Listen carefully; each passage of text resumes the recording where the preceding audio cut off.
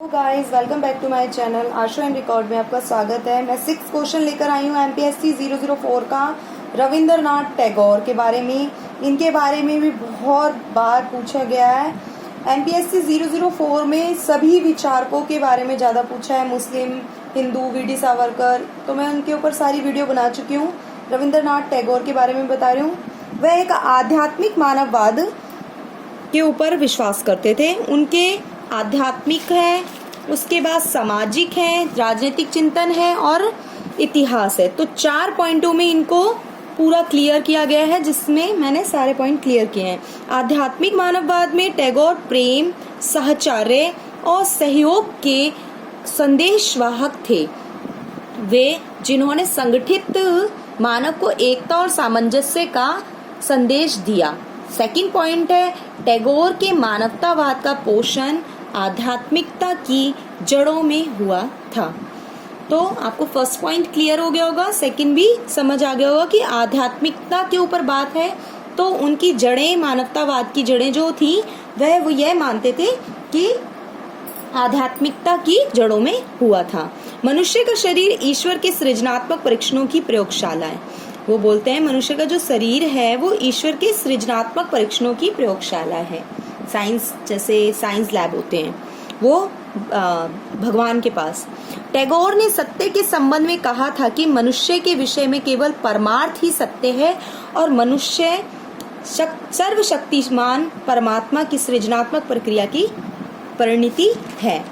Next point है राजनीतिक चिंतन का सामाजिक शास्त्र, समाज शास्त्र। तो नेक्स्ट है हमारा राजनीतिक चिंतन का समाज शास्त्रीय। तो फर्स्ट, टैगोर ने राज्य की तुलना में समाज को अधिक महत्व दिया। सेकंड पॉइंट है हमारा एक बेहतर शरीर भी है, वह समाज शरीर है। समाज एक अवयव है जिसके अंगों के रूप में हमारी अपनी व्यक्तित्व इच्छाएं निहित होती हैं। हम अपना आनंद तथा स्वच्छंदता चाहते हैं।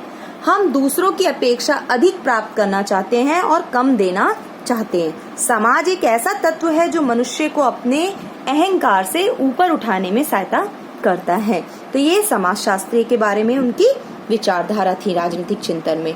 नेक्स्ट है उनकी राजनीतिक चिंतन का दार्शनिक आधार क्या है। तो दार्शनिक आधार है रविंद्रनाथ टैगोर सत्यम, शिवम और अद्वैतम की धारणा से ओतप्रोत थे और उनका विश्वास था कि परमात्मा प्रेम पूर्णता है। अपने परिवर्ती रचनाओं में उन्होंने परमात्मा को परम पुरुष स्वीकार किया और परम पुरुष परमात्मा के प्रति उनकी आस्था दृढ़ हो गई। वे पृथ्वी पर प्रेम के संदेश वाहक थे। उनके अनुसार प्रेम ना तो परिज्ञान का विरोधी है और ना उसके बाहर है। वे लोगों को अहंकार, ईर्ष्या, क्रोध आदि पाप प्रवृत्तियों के विरुद्ध सतर्क करते हैं। ये इनके दार्शनिक हैं, इसी वजह से वो दार्शनिक तरीके के हैं। नेक्स्ट पॉइंट है फिफ्थ, इसमें गांधी और दयानंद सरस्वती के विचारों से सहमति प्रकट करते हुए टैगोर ने कहा कि विश्व में नैतिक शासन के सर्वव्यापी ब्राह्मणीय नियम है। इसलिए उन्हें ऐसा आभास था कि विश्व के तुच्छ से तुच्छ वस्तु अथवा प्राणी को चोट पहुंचाना ईश्वर के लिए कल्याणकारी अनुकंपा के विरुद्ध अपराध है। बहुत ही अच्छे तरीके से उन्होंने क्लियर किया है। दार्शनिक आधार बहुत अच्छा है, बहुत क्लियरली है वो। इतिहास दर्शन अब उनका क्या था। इतिहास दर्शन में वह कहते हैं कि टैगोर ने इतिहास की सामाजिक व्याख्या करते हुए कहा कि मनुष्य एक सामाजिक, संवेदनशील और कल्पनशील प्राणी है, ना कि यांत्रिक वस्तु अथवा राजनीतिक प्राणी। ना वो ये कहना चाहते हैं कि मनुष्य एक सामाजिक और संवेदनशील कल्पनाशील प्राणी है, ना कि वह एक यांत्रिक वस्तु है और ना ही राजनीतिक प्राणी है। वह उनके इतिहास दर्शन है। ये सेकंड पॉइंट वो बोलते हैं कि प्राचीन भारत में राजनीति और सामाजिक क्षेत्रों को एक दूसरे से अलग रखा गया है। घर और आश्रम मनुष्य की शक्ति संगठन के 2 मुख्य केंद्र हैं। तो जैसे पहले प्राचीन टाइम में घर और आश्रम अलग होते थे, वैसे ही प्राचीन टाइम में राजनीतिक और सामाजिक क्षेत्रों को एक दूसरे से अलग रखा गया है। नेक्स्ट, उन्होंने सामाजिक एकता और सुदृढ़ता पर बल दिया। टैगोर ने भारतीय इतिहास के दर्शन पर विचार प्रकट करते हुए कहा कि भारतीय सभ्यता का दृष्टिकोण उदार और विशद है। Thank you for watching. I hope आपको मेरी वीडियो पसंद आई होगी।